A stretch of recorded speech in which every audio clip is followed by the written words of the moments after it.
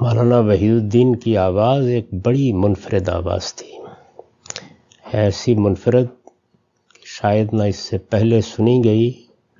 اور نہیں کہا جا سکتا کہ اب پھر کبھی سنی جائے گی۔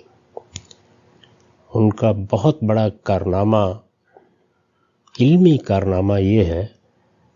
کہ دور حاضر میں دین کی جو سیاسی تعبیر کی گئی،